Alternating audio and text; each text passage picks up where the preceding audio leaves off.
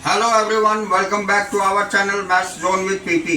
मैं संजीव कुमार आज आपको क्लास 12 की अर्थशास्त्र बुक सेकंड की चैप्टर 2 जो हमारी समष्टि अर्थशास्त्र के कुछ मूलभूत अवधारणाएं हैं उसकी डिटेल जानकारी देता हूं और उससे रिलेटेड सारी इम्पोर्टेंट पॉइंट्स बताता हूं।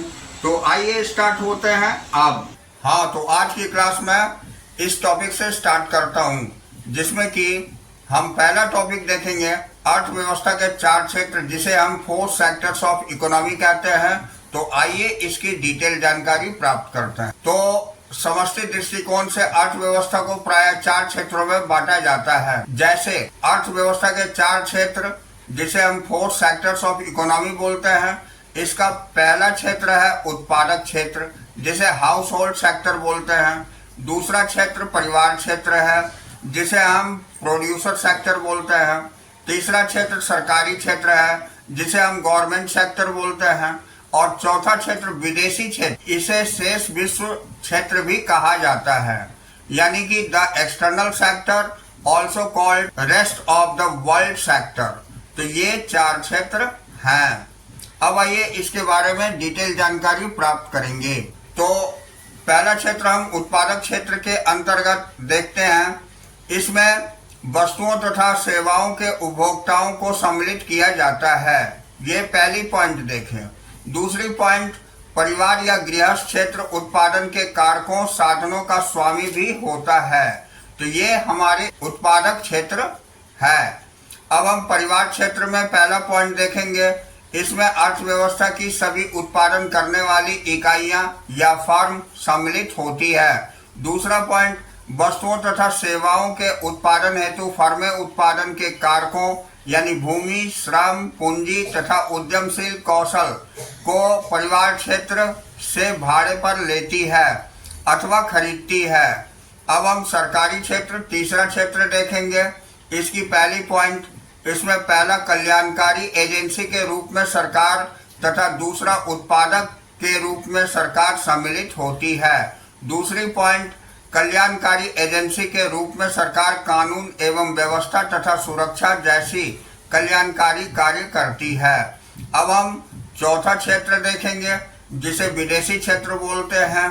तो इनमें उन क्रियाओं को सम्मिलित किया जाता है जो वस्तुओं के निर्यात एवं आयात से तथा घरेलू अर्थव्यवस्था एवं शेष विश्व के बीच पूंजी के प्रवाह से संबंधित होती है। तो ये 4 क्षेत्र की जानकारी हमने ली।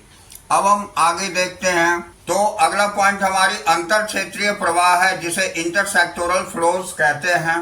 तो आइए इसकी डिटेल जानकारी प्राप्त करेंगे। तो इसके अंतर्गत पहली पॉइंट है अंतर क्षेत्रीय अंतर निर्भरता की अवधारणा यानी कंसेप्ट ऑफ इंटरसेक्टोरल इंटरडिपेंडेंस। तो आइए इसके बारे में डिटेल जानकारी लेते हैं। तो पहली पॉइंट है अर्थव्यवस्था का प्रत्येक क्षेत्र एक प्रकार से या अन्य प्रकार से अन्य क्षेत्र पर निर्भर करता है। इसे अंतर क्षेत्रीय अंतर निर्भरता यानी इंटरसेक्टोरल इंटरडिपेंडेंस कहते हैं। तो आइए अब हम आगे देखते हैं। तो निम्नलिखित अवलोकन अंतर क्षेत्रीय अंतर निर्भरता पर प्रकाश डालते हैं, जिसमें पहला है कि परिवार क्षेत्र यानी हाउस होल्ड सेक्टर वस्तुओं तथा सेवाओं की पूर्ति के लिए उत्पादक क्षेत्र यानी प्रोड्यूसर सेक्टर पर निर्भर करता है जो उनके उपभोग के लिए आवश्यक होता है। दूसरा पॉइंट है उत्पादक क्षेत्र उत्पादन के कारकों यानी फैक्टर्स ऑफ प्रोडक्शन अर्थात कारक सेवाएं यानी फैक्टर सर्विसेज की पूर्ति के लिए परिवार क्षेत्र पर निर्भर करता है जो वस्तुओं तथा सेवाओं के उत्पादन के लिए आवश्यक होता है। अब तीसरा है सरकारी क्षेत्र अपनी कर तथा करेतर प्राप्तियों के लिए उत्पादक तथा परिवार क्षेत्र पर निर्भर करता है। अब यहाँ उत्पादक तथा परिवार क्षेत्र प्रशासकीय सेवाओं एडमिनिस्ट्रेटिव सर्विसेज, कानून एवं व्यवस्था, लॉ एंड ऑर्डर तथा सुरक्षा डिफेंस के लिए सरकार पर निर्भर करते हैं। अब नेक्स्ट पॉइंट, अंतर क्षेत्रीय अंतर निर्भरता के कारण वस्तुओं तथा सेवाओं के रूप में अथवा मुद्रा के रूप में अंतर क्षेत्रीय प्रवाह होता है। अब नेक्स्ट पॉइंट, अंतर क्षेत्रीय प्रवाह 2 प्रकार के होते हैं। पहला होता है मुद्रा के रूप में अंतर क्षेत्रीय प्रवाह को मौद्रिक प्रवाह यानी मनी फ्लो कहा जाता है, और दूसरा है वस्तुओं तथा सेवाओं के रूप में अंतर क्षेत्रीय प्रवाह को वास्तविक प्रवाह यानी रियल फ्लो कहा जाता है। तो अब हम नेक्स्ट पॉइंट देखेंगे, वास्तविक प्रवाह की अवधारणा, जिसे हम कंसेप्ट ऑफ रियल फ्लोज कहते हैं।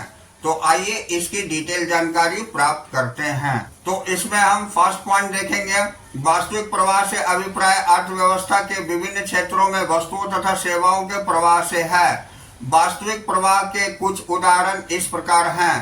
पहला है परिवार क्षेत्र से उत्पादक क्षेत्र की ओर कारक सेवाओं का प्रवाह। दूसरा है उत्पादक क्षेत्र से परिवार क्षेत्र की ओर वस्तुओं तथा सेवाओं का प्रवाह। अब चित्र 2.2 सरल दो क्षेत्रीय अर्थव्यवस्था की स्थिति में वास्तविक प्रवाह की व्याख्या करता है। इस अर्थव्यवस्था में केवल दो क्षेत्र होते हैं।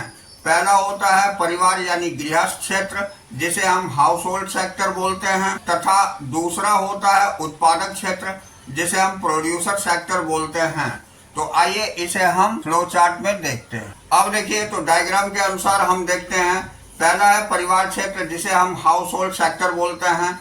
इससे प्रवाह जो है ये उत्पादक क्षेत्र या फर्मों में होती है, जबकि परिवार क्षेत्र द्वारा दी गई कारक सेवाएं यानी भूमि, श्रम, पूंजी और उद्यम वृत्ति, इसकी प्रवाह उत्पादक क्षेत्र या फर्म में होती है, और इसके द्वारा उत्पादक क्षेत्र से प्रवाह फर्मों द्वारा वस्तुओं का उत्पादन और बिक्री के रूप में परिवार क्षेत्र में होती है। तो ये फ्लो चार्ट से हमें ये पता चलता है कि दो फर्मों के बीच प्रवाह कैसे होती है। अब हम अगला पॉइंट मौद्रिक प्रवाह की अवधारणा, जिसे कंसेप्ट ऑफ मनी फ्लोज कहते हैं, इसकी जानकारी लेंगे। तो इसमें पहली पॉइंट है मौद्रिक प्रवाह से अभिप्राय अर्थव्यवस्था के विभिन्न क्षेत्रों में मुद्रा के प्रवाह से है। मौद्रिक प्रवाह के कुछ उदाहरण इस प्रकार हैं, जैसे पहला उत्पादक क्षेत्र से परिवार क्षेत्र की ओर कारक भुगतानों का प्रवाह कारक सेवाओं की खरीद के कारण। अब दूसरा है परिवार क्षेत्र से उत्पादक क्षेत्र की ओर मुद्रा का प्रवाह यानी वस्तुओं तथा सेवाओं की खरीद के कारण। तो यह ध्यान देने की आवश्यकता है कि मौद्रिक प्रवाह वास्तविक प्रवाह के केवल व्युत्क्रम यानी रेसिप्रोकल होते हैं। अब हम चित्र 2.3 सरल दो क्षेत्रीय अर्थव्यवस्था की स्थिति को मौद्रिक प्रवाह की व्याख्या करता है, इसकी डिटेल जानकारी लेंगे। तो आइए हम डायग्राम में देखते हैं। तो यहाँ पर हमारी परिवार क्षेत्र है।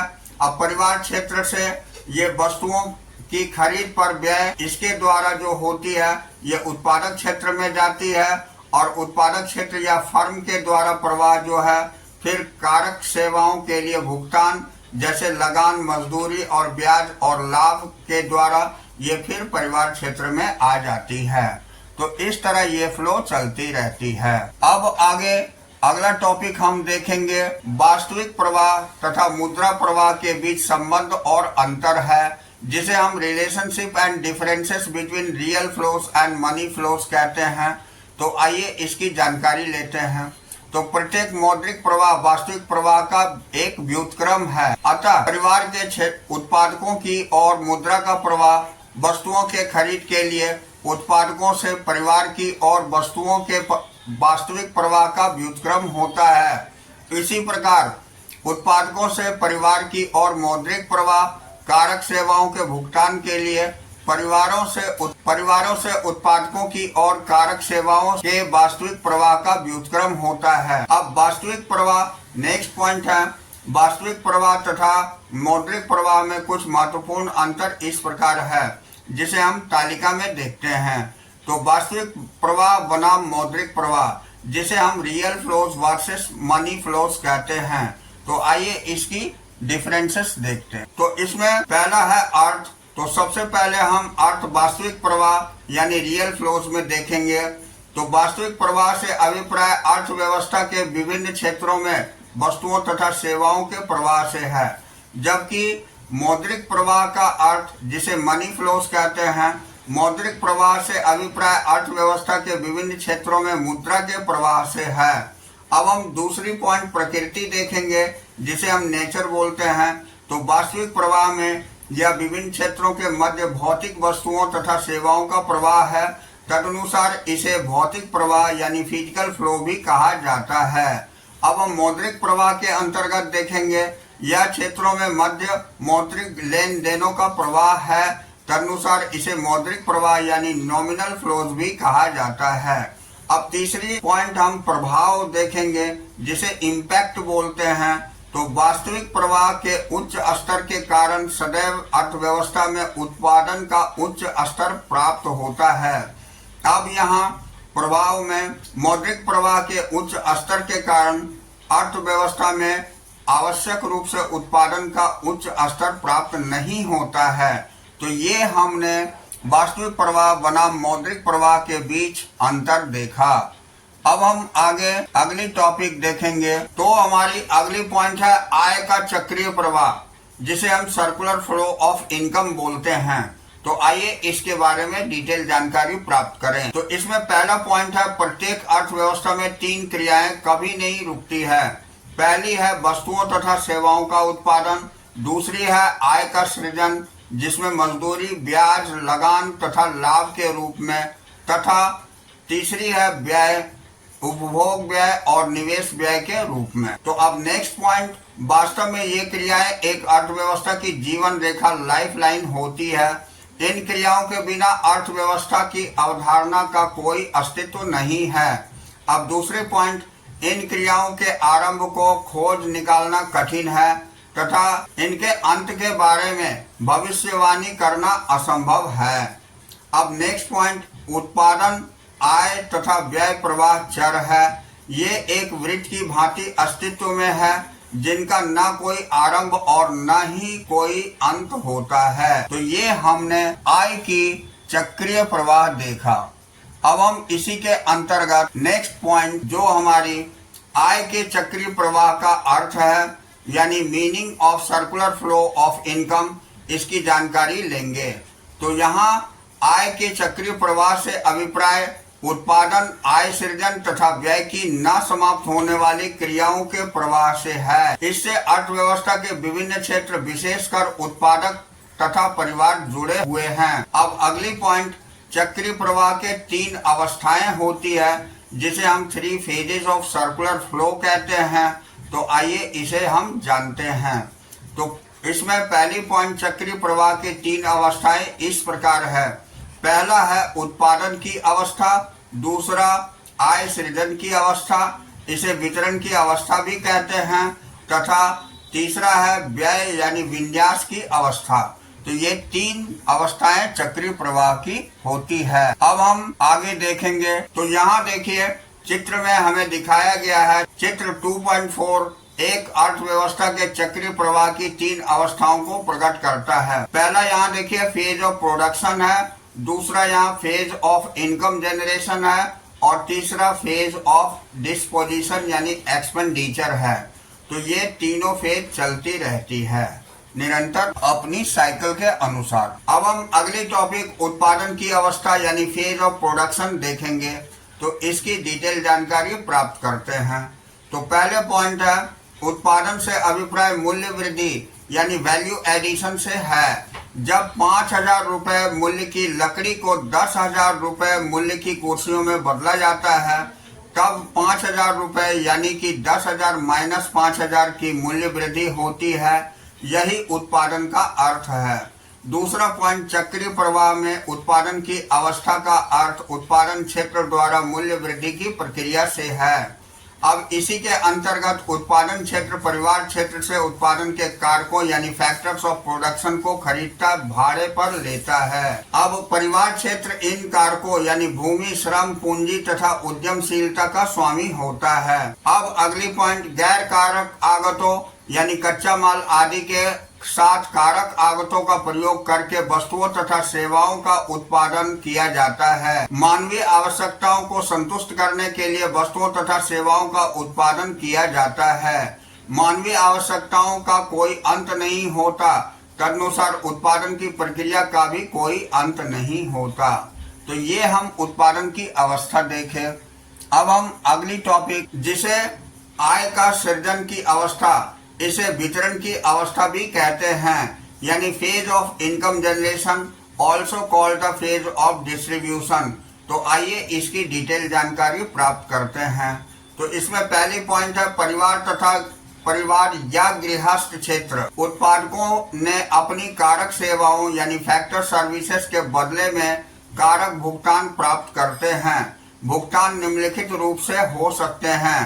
पहला है भूमि को लगान, दूसरा है पूंजी को ब्याज और तीसरा श्रम को मजदूरी या वेतन अथवा चौथा उद्यमशीलता को लाभ प्राप्त होता है। अब नेक्स्ट पॉइंट, परिवारों के दृष्टिकोण से यह कारक आय या साधन आय होती है। तीसरी पॉइंट, अतः चक्रीय प्रवाह की अवस्था 2 में आय का सृजन अथवा आय का वितरण होता है, जो कि अवस्था 1 में वस्तुओं तथा सेवाओं के उत्पादन का परिणाम होती है। अब नेक्स्ट, इस प्रकार मूल्य वृद्धि को कारक आय में बदला जाता है। तो ये हमारी आय सृजन की अवस्था थी। अब अगली टॉपिक जो हमारी व्यय या विन्यास की अवस्था है, जिसे हम फेज ऑफ डिस्पोजिशन और एक्सपेंडिचर बोलते हैं।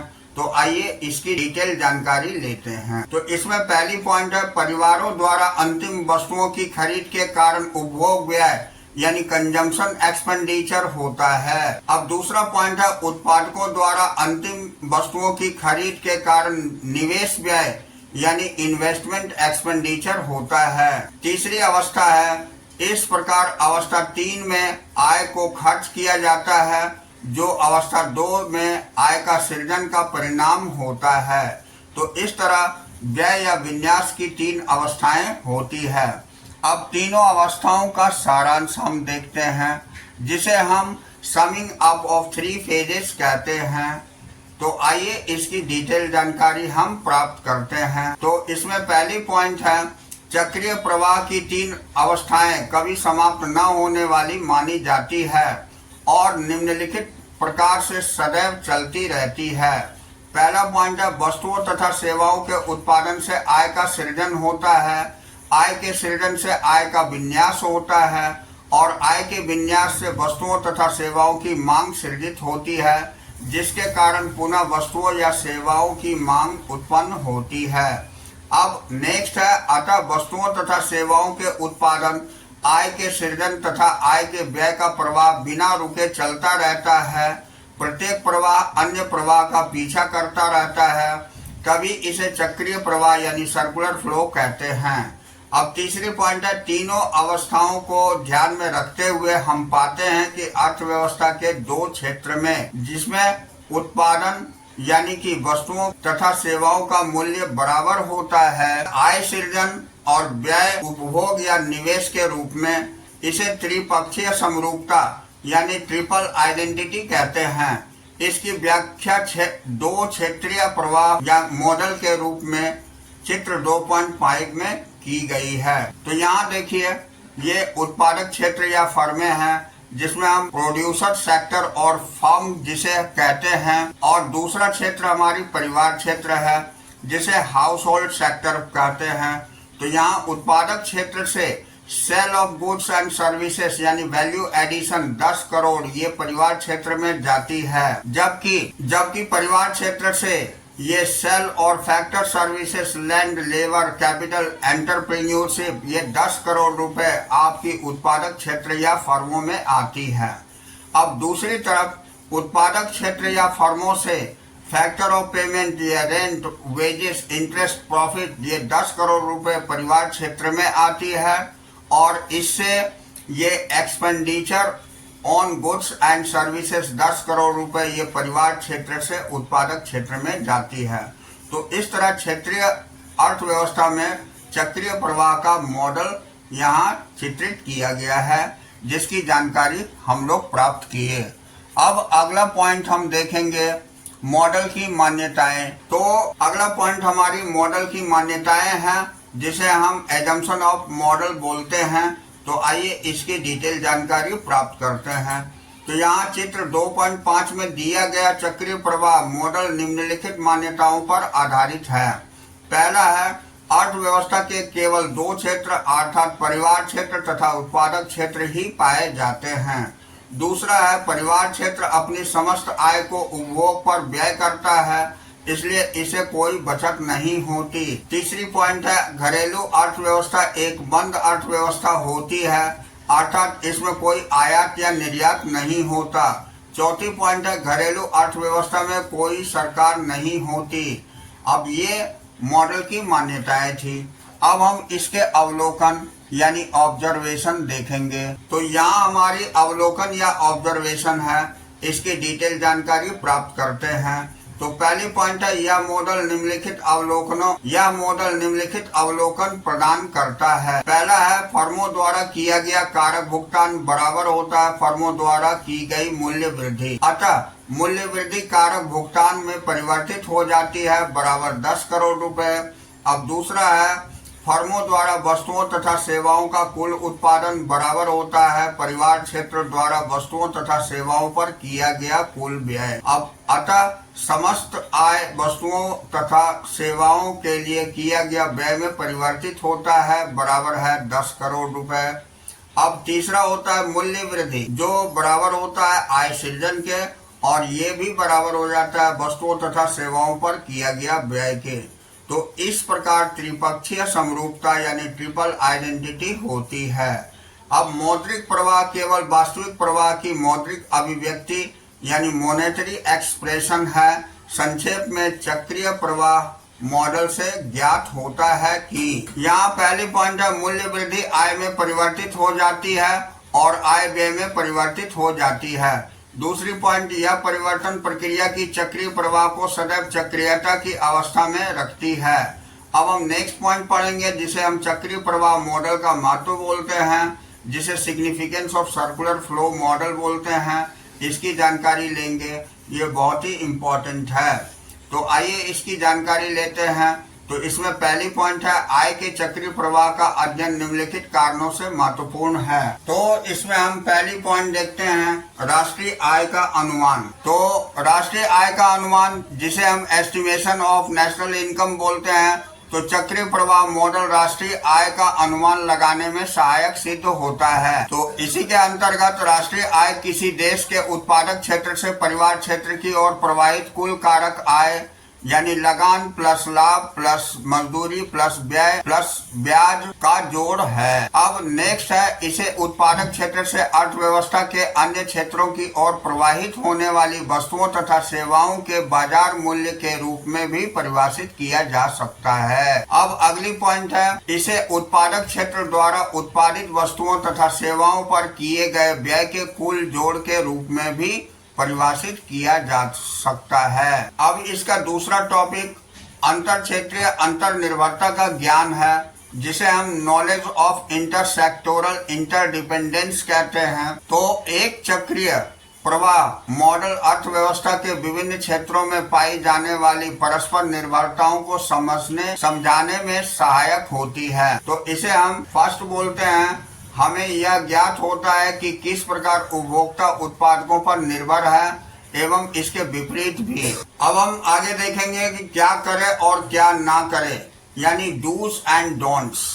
तो पहला इसमें देखते हैं विद्यार्थी इसे अवश्य समझे कि उत्पादक फर्म के द्वारा नियमित मरम्मत तथा स्थिर परिसंपत्ति के रखरखाव पर किए गए व्यय को मूल्यह्रास का भाग नहीं माना जाता है। ऐसे व्यय को मध्यवर्ती उपभोग का भाग माना जाता है। उदाहरण के लिए एक पर्यटक कंपनी पर विचार कीजिए जो 10 कारों के समूह का संचालन करती है। ये कारें अपने नियमित रखरखाव के लिए प्रत्येक 6 माह के पश्चात सर्विस स्टेशन ले जाई जाती है। अतः फर्म द्वारा किए गए व्यय को मूल्यह्रास का भाग नहीं मानना चाहिए, इसे मरम्मत तथा रखरखाव पर किए गए व्यय का भाग मानना चाहिए और मरम्मत तथा रखरखाव पर किए गए सभी व्यय को मध्यवर्ती उपभोग यानी इंटरमीडिएट कंजम्पशन का भाग माना जाता है।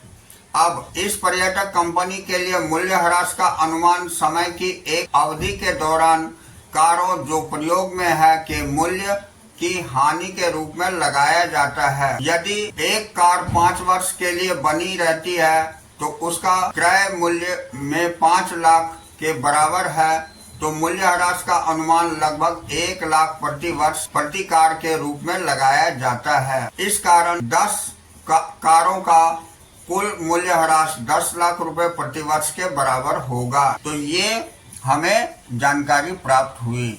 अब दूसरी टॉपिक देखेंगे तो दूसरी टॉपिक हमारी है, जब हम उत्पादकों की बात करते हैं तो हम अर्थव्यवस्था में उत्पादक इकाइयों यानी प्रोडक्शन यूनिट्स की बात करते हैं। यह उत्पादक इकाइयां हैं जो अपने स्वामियों के उत्पादन के कारकों को भाड़े पर लेती या खरीदती है। परिवार या गृहस्थ उत्पादन के कारकों के स्वामी होते हैं। परिवार फर्मों का उत्पादन के कारक यानी भूमि, श्रम, पूंजी तथा उद्यमी कौशल की बिक्री या पूर्ति करते हैं। इन उत्पादन के कारकों, जिन्हें कारक सेवाएं भी कहते हैं, का प्रयोग करने के लिए पुरस्कार के रूप में फर्में परिवारों को भुगतान करती है। अब भूमि, लैंड के प्रयोग के लिए किराया, रेंट दिया जाता है और पूंजी, कैपिटल के प्रयोग के लिए ब्याज यानी इंटरेस्ट दिया जाता है। श्रम यानी लेबर के प्रयोग के लिए मजदूरी, वेजेस दी जाती है और उद्यमियों की कुशलता यानी इंटरप्रेन्योरियल स्किल के लिए लाभ यानी प्रॉफिट दिया जाता है। तो संक्षेप में उत्पादन के कारकों के स्वामियों द्वारा परिवारों द्वारा कारक भुगतान प्राप्त किए जाते हैं तथा उत्पादन के कारकों के प्रयोगकर्ताओं द्वारा फर्मों द्वारा कारक भुगतान किए जाते हैं। तो ये हमने जानकारी प्राप्त की डूज एंड डोंट्स के अंतर्गत। अब हम योग्यता खंड देखते हैं जिसे हम एबिलिटी जोन बोलते हैं। तो आइए अब हम योग्यता खंड यानी एबिलिटी जोन की डिटेल जानकारी प्राप्त करते हैं। तो इसमें पहली पॉइंट है मध्यवर्ती वस्तुओं तथा अंतिम वस्तुओं के भेद का महत्व, जिसे हम significance of distinction between intermediate goods and final goods कहते हैं। तो आइए इसके बारे में डिटेल जानते हैं। तो पहली पॉइंट इसमें है राष्ट्रीय आय के अनुमान के दृष्टिकोण से मध्यवर्ती वस्तुओं तथा अंतिम वस्तुओं में अंतर का बहुत महत्व है। दूसरी पॉइंट है हम जानते हैं कि मध्यवर्ती वस्तुएं वे वस्तुएं होती है जिन्हें एक फर्म या अन्य फर्म से पुनः बिक्री यानी रीसेल के लिए या अन्य वस्तुओं तथा सेवाओं के उत्पादन में कच्चे माल के रूप में प्रयोग करने के लिए खरीदती है। अब तीसरी पॉइंट है जब ये वस्तुएं अंतिम वस्तुओं के उत्पादन में कच्चे माल के रूप में प्रयोग की जाती है तब मध्यवर्ती वस्तुओं का मूल्य स्वयमेव अंतिम वस्तुओं के मूल्य में सम्मिलित हो जाता है। अब उदाहरण के लिए फर्म ए ने 5,000 रुपये मूल्य का कपड़ा कमीजों के उत्पादन में कच्चे माल के रूप में प्रयोग करने हेतु खरीदा। अब इसके अंतर्गत कमीजों को 7,000 रुपये में बेचा गया। तो इस 7,000 रुपये में मूल्य में 5,000 रुपये के मूल्य के कपड़ा भी सम्मिलित है। अब इसी के अंतर्गत अतः राष्ट्रीय आय की गणना में केवल अंतिम वस्तुओं का मूल्य अर्थात 7,000 रुपये मूल्य की कमीजों को ही सम्मिलित किया जाएगा। अब दूसरी बात है कपड़ों का मूल्य 5,000 मध्यवर्ती वस्तुओं का मूल्य है यानी बराबर होती है मध्यवर्ती लागत या मध्यवर्ती उपभोग और इसलिए इसे राष्ट्रीय उत्पाद यानी राष्ट्रीय आय में सम्मिलित नहीं किया जाएगा। अब इससे आगे की पॉइंट हम देखते हैं। तो अगली पॉइंट में हमें दिया गया है यदि हम मध्यवर्ती वस्तुओं के मूल्य को भी शामिल कर लेते हैं तो राष्ट्रीय उत्पाद का मूल्य 12,000 यानी 7,000 प्लस 5,000 हो जाएगा। यह दोहरी गिनती डबल काउंटिंग का कारण बनता है क्योंकि कपड़े का मूल्य 5,000 रुपये पहले ही कमीजों के मूल्य 7,000 रुपये में सम्मिलित कर लिया गया है। अब नेक्स्ट पॉइंट अतः राष्ट्रीय उत्पाद यानी राष्ट्रीय आय की गणना करते समय केवल अंतिम वस्तुओं के मूल्य को लेना चाहिए। अब इसी के अंतर्गत हम नेक्स्ट टॉपिक देखेंगे। तो अगली टॉपिक हमारी चक्रीय प्रवाह का विस्तार तथा संकुचन यानी समावेश तथा वापसी है। तो expansion of contraction of circular flow जिसे हम इंजेक्शन एंड लीकेज बोलते हैं। तो आइए इसकी डिटेल जानकारी प्राप्त करते हैं। तो इसमें पहली पॉइंट है चक्रीय प्रवाह जिसे आय का चक्रीय प्रवाह भी कहते हैं का विस्तार या संकुचन कर सकते हैं। आय के चक्रीय प्रवाह के विस्तार से अभिप्राय अर्थव्यवस्था में आय या उत्पादन की स्तर में वृद्धि का होना है। दूसरी ओर चक्रीय प्रवाह के संकुचन से अभिप्राय अर्थव्यवस्था में आय या उत्पादन के स्तर में कमी का होना है। अब नेक्स्ट पॉइंट, चक्रीय प्रवाह के विस्तार समावेशों यानी इंजेक्शन के कारण होता है, जबकि संकुचन वापसी विड्रॉल के कारण होता है। अब हम समावेश या भरण यानी इंजेक्शन देखते हैं। तो इसके अंतर्गत पहली पॉइंट, यह वे समष्टि चर हैं जिसके स्तर में वृद्धि होने से अर्थव्यवस्था में उत्पादन के स्तर में वृद्धि होती है। इनमें शामिल है, पहला सरकारी उपभोग व्यय, दूसरा सरकारी निवेश व्यय तथा तीसरा निर्यात विदेशियों द्वारा घरेलू उत्पाद पर व्यय। अब अगली पॉइंट, इनमें से किसी एक चर में वृद्धि का अर्थ घरेलू अर्थव्यवस्था में उत्पादित वस्तुओं की मांग के स्तर में वृद्धि का होना है। अब अगली पॉइंट, फिर मांग के वृद्धि के कारण अर्थव्यवस्था में उत्पादन के स्तर में वृद्धि होती है, जिससे चक्रीय प्रवाह का विस्तार होता है। अब हम वापसी या क्षरण, जिसे लीकेज एंड विड्रॉल कहते हैं, इसे देखेंगे। तो इसमें पहली पॉइंट है, यह वे समष्टि चर हैं जिसके स्तर में वृद्धि होने से अर्थव्यवस्था में उत्पादन के स्तर में कमी होती है। इनमें शामिल है, पहला बचत यानी उपभोग के विपरीत, दूसरा सरकारी कर यानी सरकारी निवेश के विपरीत तथा तीसरा आयात यानी निर्यात के विपरीत। तो अगली पॉइंट हम देखते हैं, इन चरों में से किसी के भी स्तर में वृद्धि का अर्थ घरेलू अर्थव्यवस्था में उत्पादित वस्तुओं की मांग के स्तर में कमी का होना है। अब दूसरी पॉइंट, इसके कारण अर्थव्यवस्था में उत्पादन के स्तर में कमी होती है, जिसका अर्थ चक्रीय प्रवाह का संकुचन है। अब तीसरी पॉइंट, यदि आपसी या लीकेज का समावेश इंजेक्शन के बिल्कुल बराबर कर दिया जाए तो आय के चक्रीय प्रवाह को स्थिर यानी स्टेबल रखा जा सकता है।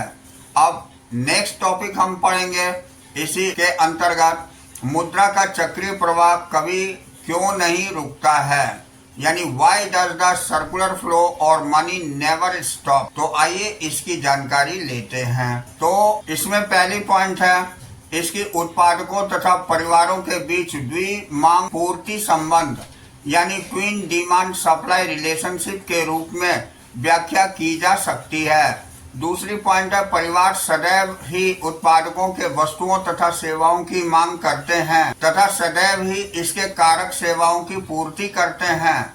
अब इसके अंतर्गत परिवार अपनी कारक सेवाओं को बेचकर वस्तुओं तथा सेवाओं की खरीदने के लिए मुद्रा अर्जित कर सकते हैं। दूसरी पॉइंट, दूसरी ओर उत्पादक सदैव ही परिवारों के कारक सेवाओं की मांग करते हैं तथा सदैव ही उन्हें वस्तुओं तथा सेवाओं की पूर्ति करते हैं। अब इसी के अंतर्गत उत्पादक वस्तुओं तथा सेवाओं को परिवारों को बेचकर कारक सेवाओं को खरीदने के लिए मुद्रा अर्जित करते हैं। तो नेक्स्ट पॉइंट, यह द्विमांग पूर्ति संबंध कभी भी समाप्त न होने के लिए अस्तित्व में रहता है। यह द्विमांग पूर्ति संबंध कभी भी समाप्त न होने के लिए अस्तित्व में रहता है, क्योंकि यह मनुष्यों को जीवित रखने से संबंधित है। तदनुसार मुद्रा का चक्रीय प्रवाह कभी नहीं रुकता। तो इस तरह हमने ये पूरी चैप्टर की जानकारी ली। आज की क्लास मैं यहीं ऑफ करता हूँ। नेक्स्ट डे फिर अगली चैप्टर में हम मिलेंगे। तो that's all for today. We will meet again on the next class.